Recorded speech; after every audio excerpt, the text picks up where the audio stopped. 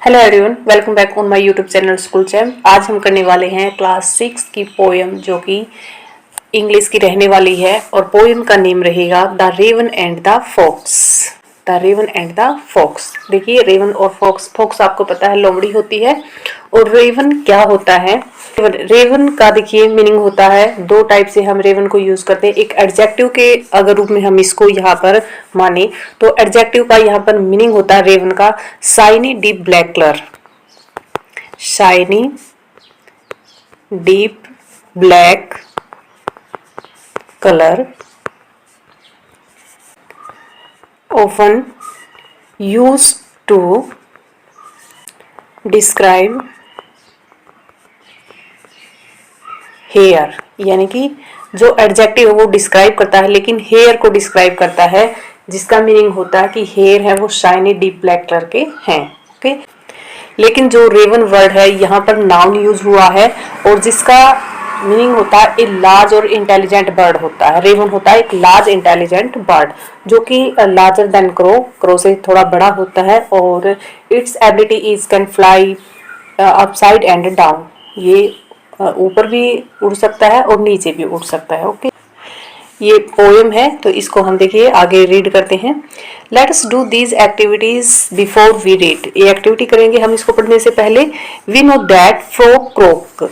हम जानते हैं कि जो फ्रॉग है वो क्रोक करता है। क्रोक करना होता है, उसकी जो वॉइस होती है वो काफी कर्कश, जो हमें चुभती है कानों को, जो अच्छी नहीं लगती, तो वो उसकी आवाज होती है फ्रॉग की। Did you know that raven do also croak. क्या आपको पता है जो रेवन बर्ड है उसकी भी अब वॉइस होती है जो वो भी क्रोक करती है। Second is which animal is shown to be cunning the stories. आपने काफी बार कहानियां सुनी है, उन किस एनिमल को उनमें आपने क्लेवर या कनिंग या चतुर आपने सुना है। Circle the correct answer. तो हमने सुना है फॉक्स होती है ये। ओके, ये पिक्चर भी यहाँ पर दिखाई गई है, देखिए आगे हम इसको रीड करते हैं।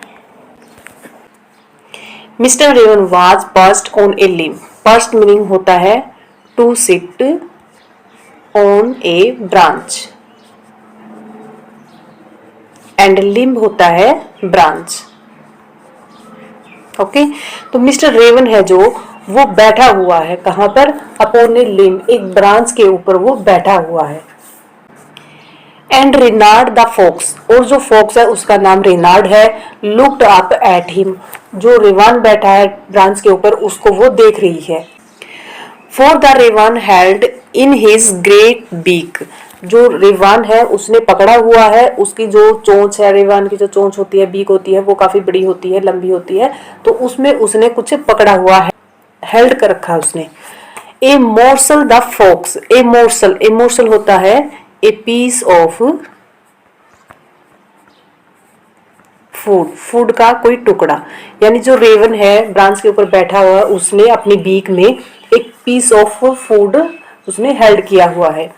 Focus would go far to seek, जो फोक्स है उसकी उसके ऊपर नजर है तो वो उसको पाने के लिए, जो फूड का पीस है उसके पास, उसको पाने के लिए वो कहीं तक भी जा सकती है।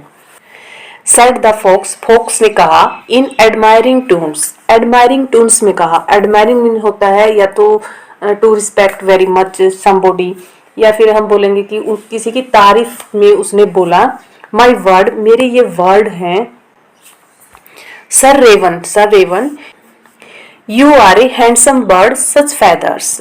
तो उसने क्या कहा, सर रेवन आप बड़े ही सुंदर हैं और जो ये आपके फैदर्स हैं ये भी काफी सुंदर हैं, क्योंकि जो थोड़े बड़े रहते हैं फैदर्स है उसके शाइनी फैदर्स होते हैं, तो उसको बोला कि आप काफी सुंदर हैं।